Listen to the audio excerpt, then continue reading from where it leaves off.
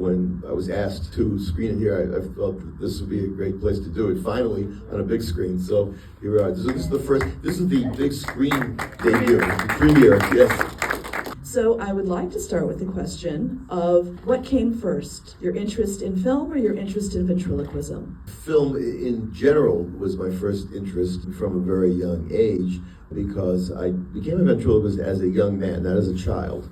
I've had many other related interests too. I was a professional pianist very earlier in my life, considering making some attempts to become a concert pianist, but I had many other interests, and primarily among them was ventriloquism when I discovered that. So everything else took a backseat to ventriloquism. But since I was also, in particular, a film noir fan. Yes. So many years ago, I had the idea of melding the two, my two great passions, greatest film genre passion with my career passion, which I was very happy to have found, and found a way to make a living as a ventriloquist. I came up with these characters 30 years ago, the Trillo and Suede characters, and went about creating this alternate universe of my detective duo, this unique, unusual kind of detective duo, in this alternate universe of a neo-noir setting. You know, as I was preparing to talk to you tonight, one of the things I found out about you was about you being an avid piano player. And as a matter of fact, Suede dissuaded a lot of people from you abusing your channel with him because you were convincing people to play the piano was playing the piano on your ventriloquism channel. I used to combine the two, and then a few years ago I separated it, and I just started posting my piano playing on a separate channel. So I would separate right, that. because Suede was not too thrilled with the idea that you were abusing his channel. I actually have been following you for several years on YouTube and on Facebook, and this type of film started off as a web series, correct? I created the characters about 30 years ago, and I went about writing a screenplay for a feature film, and that never got produced. Then through the years, I tried various avenues, very difficult process as an unknown independent would-be or wannabe filmmaker to find a way to produce it, to get the money to produce it. So there are various permutations of Trillo and Suede projects that happened through the year, but the first actual film was a short film in 2005. That was a short film I shot in England, and it was a 15-minute Trillo and Suede little murder mystery. It was in black and white, as I recall, yes? Not that. That one was in color. However, it was a neo-noir. But I know what you're probably thinking of. Yes. Was Casa Noir. That was my next short film, which a few years ago I produced here in New York, and that was in black and white. That is both a parody and tribute to Casablanca, the very classic, iconic film, Humphrey Bogart, 1942. So one of my favorite films, and so I found a way to make my own version of it with Trillo and Suede called Casa Noir. Even the style of your poster is almost a replica of The Big Sleep or of Casablanca. Right. The same font and everything. I noticed. That was terrific. Copy that. Well, I will tell all of you and you that as a filmmaking ventriloquist or a ventriloquist who's a filmmaker, it is almost impossible to make a film. It really is. The amount of work and blood and sweat and tears that go into it. But to make a film, complete a successful film as a ventriloquist filmmaker is almost miraculous. So let's talk a little bit about how this actually came together and how you convinced Sean Young, how you convinced, I am taking it, a non-ventriloquist director to understand the medium. Give us a little bit of the process of getting this particular film made. Right. First I want to mention that you mentioned the web series, which I did also a few years ago, 2 seasons of which 10 episodes each, so it's 20 short episodes of the Trillo and Suede web series. So there have been several projects which preceded this, but this was the first feature film. And as I mentioned, I found it very difficult to find a way to produce it. I virtually gave up on it. I pretty much gave up on ever being able to produce a feature film. But then Rob Margulies came along. He's the director and producer. I'm not even sure how he heard of me first, but he was aware of some of my other projects. He said he was a fan of my work. And so he is an independent filmmaker, director, producer. He's done many films prior to this. And so he wanted to do one with me. He asked if I've written one. As a matter of fact, yes. And I presented to him the most recent feature film I had written, which turned out to be The Dummy Detective.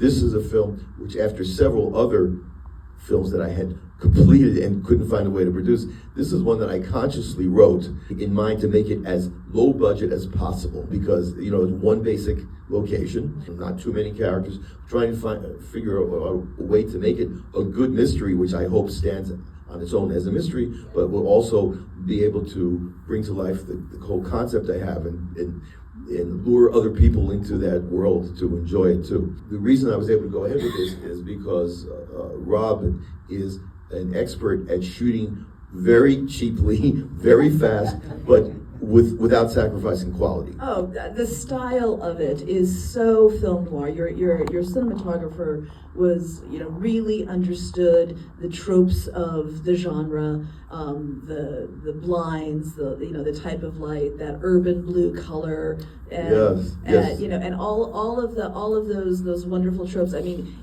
this does not look like a low budget film.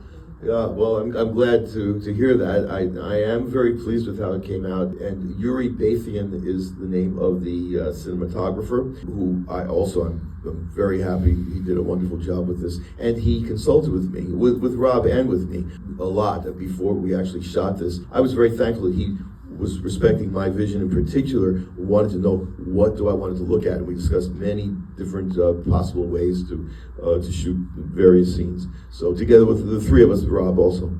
And how did Sean Young come on board? Yes, that's my question. Yeah. That's what I'm here for. Yes. That's what caught my attention when I saw it was an interesting storyline, but I haven't seen her in a while, and it was just refreshing. Right, yes. She kind of disappeared from the big scene. I mean, she's made a few movies, also very small, low-budget movies in the last couple of decades, but not much. It's a couple of them, actually. And so she kind of disappeared from the movie world. As you know, she was a huge star in the 80s into the 90s. How it happened, I first cast Deborah Twiss, who plays Chloe Lake. That was from an open call in New York, where we cast everybody through an open call and had auditions. First the self-tapes, and then the final round, callbacks were live in New York. I did that myself. Rob, the director, is in California, so I just did that by myself, and then consulted with Rob afterwards with my very talented assistant, who's my daughter Sabrina Geffner, happens to be in the audience right here. She's a very talented filmmaker in her own right. So I cast Deborah Twiss. She was my choice, our choice, with Sabrina's input, for Chloe Lake. And then it just so happened I had not yet cast Harriet Hubbard, that character. And I wasn't so happy with the applicants so far at that point. I was talking with Rob, what are we going to do? We have to try another casting call. But Deborah asked me, as soon as I cast her, she said, do you have Harriet Hubbard yet?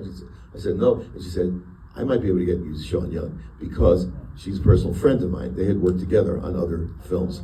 And I said, okay, let's try. And so she was the contact, and she knows her personally. She sent her the script, and luckily she liked the script. And Sean called me and said, yeah, I'm on board, I want to do this. So I was able to work into my budget, because she was, she accepted a fee that she normally wouldn't, a very low fee, because she really wanted to do it. Well, it was so interesting when they called and asked if I would do the Q&A for this film, and I saw that Sean Young was in it. I thought, that is so unusual. And then I thought, no, it's not. That's not unusual at all, because think about it. In 1982, Sean Young was in a modern film noir, which was Blade Runner, where she plays a replicant, somebody who is more real than real. And, so very much, along the lines of ventriloquist, alter ego in a way, right? Yeah, and so, very interesting. Yeah, so it sort of really made sense to me, and and then to see her after so many years was just delightful. It was fun, yes. Absolutely. Delightful. It was marvelous. Yeah. Okay, so there's something I want to ask you as a ventriloquist, but also as a filmmaker, is that there's really three types of films that have ventriloquists in them. One is very similar to a film I made, which is a film about ventriloquism. Then there is sort of the ventriloquist horror genre, like Magic, where or Devil Doll, where the ventriloquist puppet ends up being the murderer of whoever, whatever, including the ventriloquist.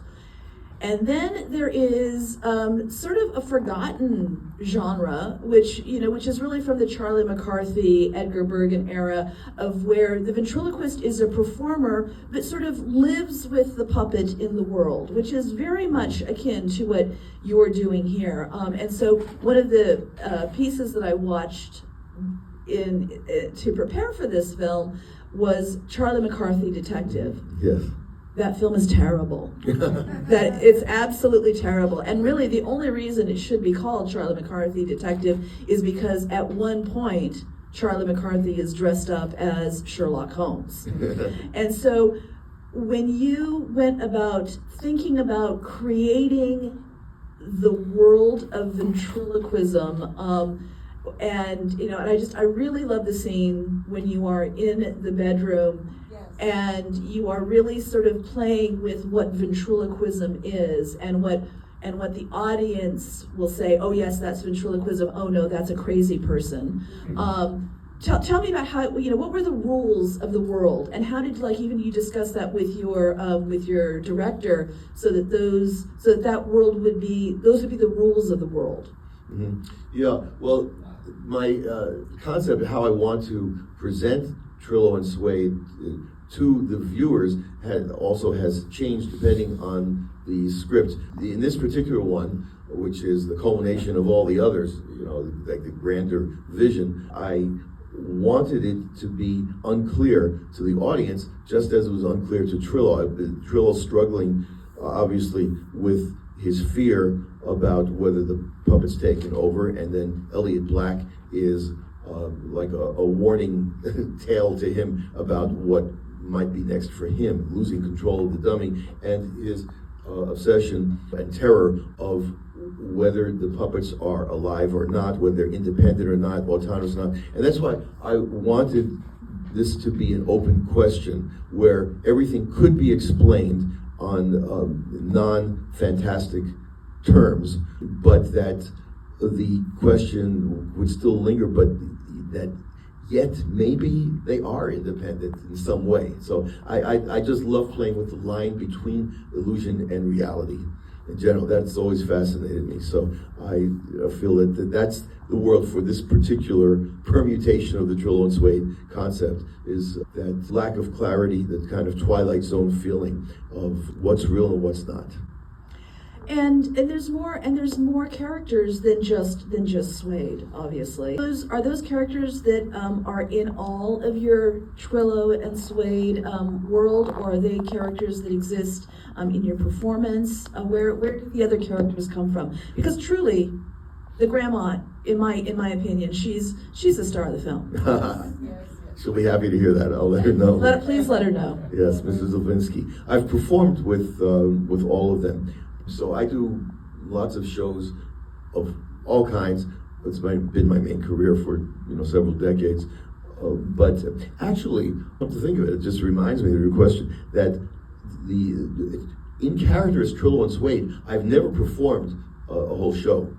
My shows are with these puppets, the other puppets you've seen in the movie, as well as several others. I have a lot of different characters. But the entertainment shows that I do, I've never done a Trillo and Suede show. That's only something that meant for, in my mind, for actual films of one sort or another. Not just. I mean, I've entertained a bit like as introductions or as little things here and there, but not a whole show. Never have done that with Trillo and Suede. That's fascinating. That's really fascinating. What do you think is the relationship? I mean, I spent a lot of time thinking about this, probably way too much time thinking about this. But what do you think is the relationship between ventriloquism and film? The actual act of making ventriloquism and the actual act of being a filmmaker? For me, I've always been sort of laser focused on what I was very passionate about doing, the particular melding that I refer to of film noir in particular, that whole style, and stylized kind of film too, and ventriloquism. So I never really busied myself with the broader question of film in general. I didn't have any kind of a goal of let's bring ventriloquism into filmmaking in general. It never interested me. It's just like this particular vision. That's what I want to pursue and create and present to the world, this particular combination. May I offer my theory? Sure. Ventriloquism is actually, it's an optical illusion. It's not an audio illusion. And when you see the person's mouth moving, that's where your eyes tell you the sound is coming from, correct? Same thing happens when you watch a movie. The sound is not coming out of the voice of the lips that you're seeing moving up on the screen. Watching a movie is an act of ventriloquism. And I always thought, of course we would be filmmakers because we're just doing more ventriloquism. Mm-hmm. Yeah, it's an interesting way to look at it. Yeah. I'd like to open it up to questions. Yes, go ahead. I'm sorry, I've been Gabby on it. I wasn't sure what to expect, honestly, but I grew up watching Waylon and Madam. Oh, yeah. She grew up watching Waylon and Madam. She wasn't sure what to expect. Do we remember Waylon and Madam? And you forgot that she was a puppet. It was so natural. It just was a dialogue between two beings. Yeah, and technically, he wasn't even a ventriloquist. His mouth moved. He was a puppeteer. He really was. Like Yes. Jim Henson, and that's another. We grew up with watching the Muppets, and so this was extremely enjoyable. Because, yes, after Magic, I was never the same. It was extremely enjoyable, and after Magic, the movie, she was never the same. No, it creeped the hell out of me. And It creeped the hell out of her. I was I thought, please don't be a scary one, because I'm terrified of them now, the little puppets. Yeah. But it just reminded me of the shows that I used to watch growing up. It was extremely enjoyable, and I really forgot that it was a ventriloquist and a puppet. They were actually two characters in the movie. There was more than two. Yeah. Several, and they were all so just. It was enthralling. The casting was fantastic. Good choices. I was thoroughly entertained. Thank you. Anybody else? Yes, sir.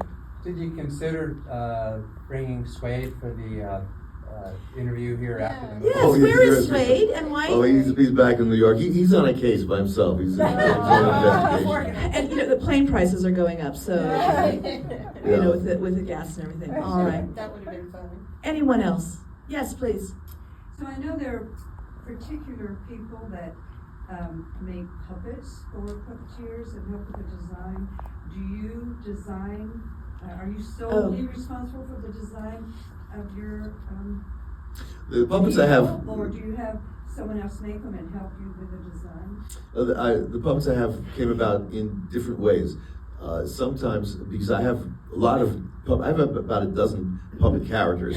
Some I use more or less frequently, but you've seen several of them in this movie. But I have others as well. Some of them I designed. I mean, I'm not an artist, but I kind of designed it and consulted with the puppet maker to describe and get examples and get sketches, about what I had in mind. So they were, ordered like that. But others, I found puppets that just appealed to me, and I said, "Well, I want that. I'm going to make a character out of that." So it happened both ways.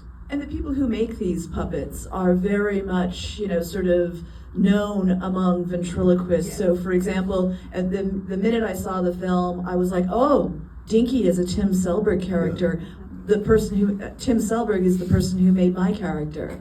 And you could feel like, oh, there's a family resemblance. They are very much related. Thank you very much for being here, and thank you for sharing this with us. The festival is continuing until Sunday. I would also like to invite all of you to come and see my new movie on 4:30 on Sunday, Vanishing a Love Story. Thank you very much, Jonathan, for You're being welcome. here. My Sabrina, pleasure. thank you for being here. It was really fun. Thank you very much.